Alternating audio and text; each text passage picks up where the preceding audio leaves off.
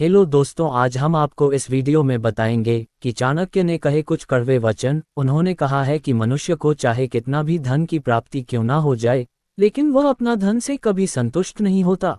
वह और धन पाने के लालसा में लगा रहता है।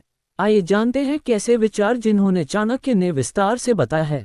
इसलिए आपको वीडियो में लास्ट तक बने रहना है और चैनल को सब्सक्राइब जरूर करना है। चाणक्य के सूत्रों में हमें जीवन के हर पहलू पर गहरे और प्रभावशाली विचार मिलते हैं, जिनसे हम अपनी जीवन शैली को बेहतर बना सकते हैं।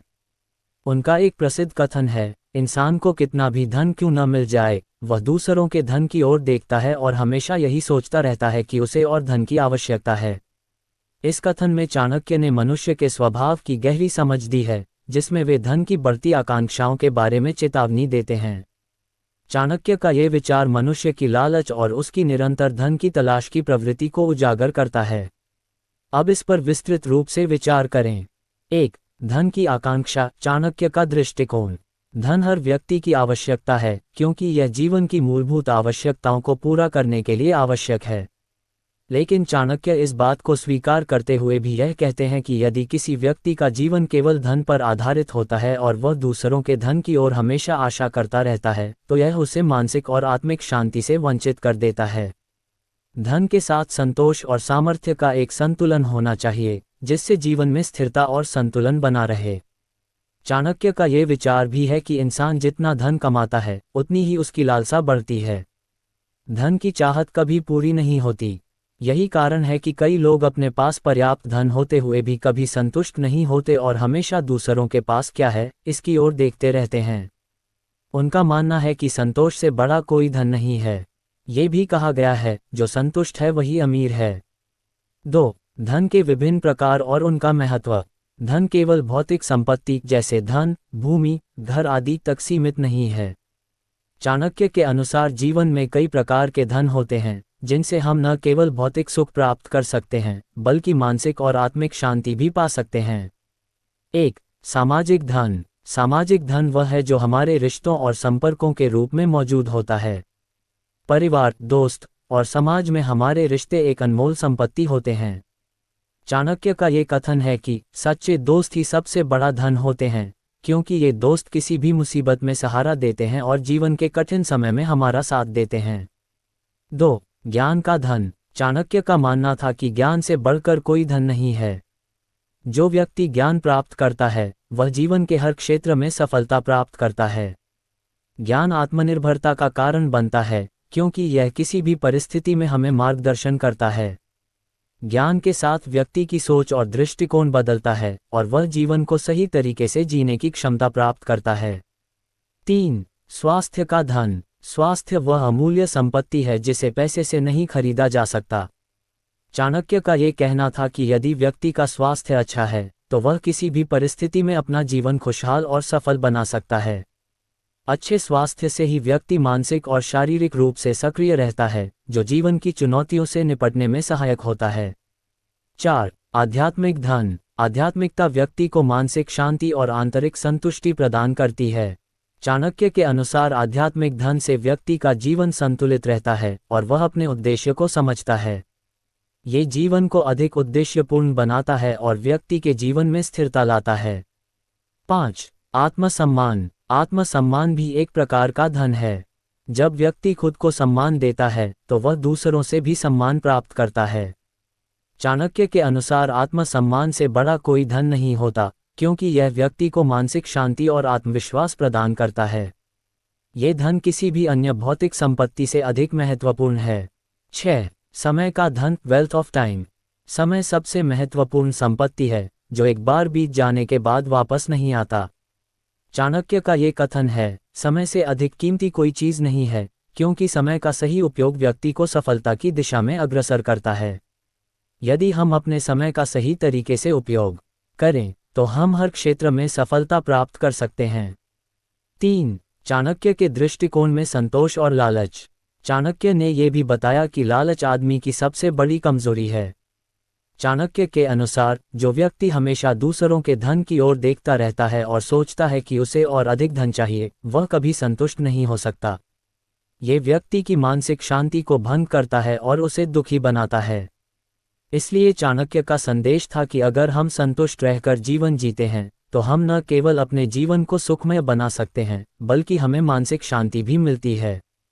संतोष, परिश्रम और कड़ी मेहनत से हर व्यक्ति अपने जीवन को सुधार सकता है और उसके पास जो कुछ भी है उसमें खुश रह सकता है।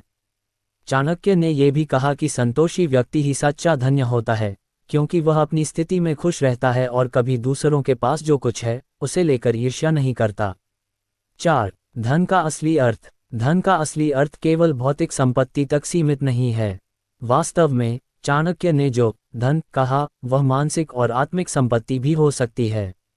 जैसे कि समानता, जहां हर व्यक्ति को समान सम्मान और अवसर मिले, वही असली धन है। स्वतंत्रता, मानसिक और शारीरिक स्वतंत्रता भी एक प्रकार का धन है जो व्यक्ति को अपने जीवन को अपने तरीके से जीने की शक्ति देती है।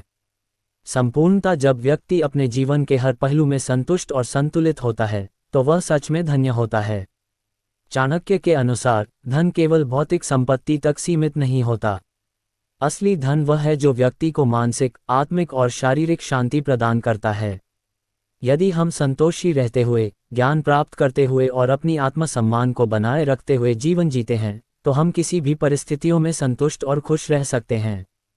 जीवन में जितना धन और संपत्ति बाहरी रूप से आवश्यक है, उतना ही आंतरिक शांति, संतोष और ज्ञान भी अत्यधिक महत्वपूर्ण है। यद्यपि हम भौतिक संपत्ति की ओर आकर्षित होते हैं, चाणक्य का संदेश हमें ये याद दिलाता है कि हमें अन्य प्रकार के धन जैसे ज्ञान, स्वास्थ्य, सामाजिक रिश्ते और आत्मसम्मान को प्राथमिकता देनी चाहिए ताकि हम जीवन को वास्तव में समृद्ध बना सकें। धन का संचय न करने वालों को हमेशा झेलनी पड़ती है मुसीबत, व्यय पर देना चाहिए ध्यान। धन को लेकर आचार्य चाणक्य का कहना था कि धन इस कलियुग में एक ऐसा साधन है जिसका प्रयोग करने से अपने जीवन को बहुत ही सरल और सुगम बनाया जा सकता है। आचार्य चाणक्य एक महान अर्थशास्त्री होने के साथ साथ एक बेहतरीन राजनीतिज्ञ, कूटनीतिक और समाजशास्त्री थे। आचार्य चाणक्य की नीतियां हमेशा से ही लोगों की भलाई के लिए रही हैं। आज के समय में भी उनकी नीतियां तर्कसंगत हैं। आचार्य चाणक्य का संबंध पूरी दुनिया में प्रसिद्ध तक्षशिला विश्वविद्यालय से था। इसी विश्वविद्यालय में आचार्य चाणक्य विद्यार्थियों को शिक्षा दिया करते थे। धन को लेकर आचार्य चाणक्य ने कई सारी शिक्षाप्रद बातें की हैं जो आज के समय में भी बहुत ही महत्वपूर्ण हैं। धन को लेकर आचार्य चाणक्य का कहना था कि धन इस कलियुग में एक ऐसा साधन है जिसका प्रयोग करने से अपने जीवन को बहुत ही सरल और सुगम बनाया जा सकता है। धन को लेकर आचार्य चाणक्य कहते हैं कि जब पूरी दुनिया में हर कोई आपका साथ मुश्किल के समय में छोड़कर चला जाता है, उस समय धन ही आपके सच्चे मित्र की भूमिका निभाता है। इसलिए अगर आप धन का प्रयोग अनावश्यक रूप से करते हैं तो इसके प्रयोग करने को लेकर विशेष सावधानी हमेशा बरतनी चाहिए। देश, धन का संचय न करने वालों को हमेशा झेलनी पड़ती है मुसीबत, व्यय पर देना चाहिए ध्यान। धन को लेकर आचार्य चाणक्य का कहना था कि धन इस कलियुग में एक ऐसा साधन है जिसका प्रयोग करने से अपने जीवन को बहुत ही सरल और सुगम बनाया जा सकता है। आचार्य चाणक्य एक महान अर्थशास्त्री होने के साथ साथ एक बेहतरीन राजनीतिज्ञ, कूटनीतिक और समाजशास्त्री थे। आचार्य चाणक्य की नीतियां हमेशा से ही लोगों की भलाई के लिए रही हैं। आज के समय में भी उनकी नीतियां तर्कसंगत हैं। आचार्य चाणक्य का संबंध पूरी दुनिया में प्रसिद्ध तक्षशिला विश्वविद्यालय से था। इसी विश्वविद्यालय में आचार्य चाणक्य विद्यार्थियों को शिक्षा दिया करते थे। धन को लेकर आचार्य चाणक्य ने कई सारी शिक्षाप्रद बातें की हैं जो आज के समय में भी बहुत ही महत्वपूर्ण हैं। धन को लेकर आचार्य चाणक्य का कहना था कि धन इस कलियुग में एक ऐसा साधन है जिसका प्रयोग करने से अपने जीवन को बहुत ही सरल और सुगम बनाया जा सकता है।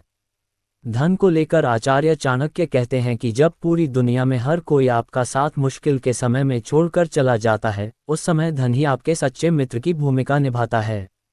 इसलिए अगर आप धन का प्रयोग अनावश्यक रूप से करते हैं तो इसके प्रयोग करने को लेकर विशेष सावधानी हमेशा बरतनी चाहिए।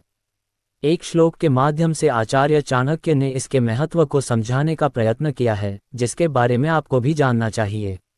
अपदर्थे धन रक्षेदारान रक्षेधनैरपि न आत्मान सततम रक्षेदारैरपि धनैरपि। चाणक्य के इस श्लोक के माध्यम से ये बताने का प्रयत्न किया गया है कि मनुष्य को धन संचय पर ध्यान लगाना चाहिए, तभी वो भविष्य में आने वाले किसी भी प्रकार के संकट से अपना बचाव कर सकता है।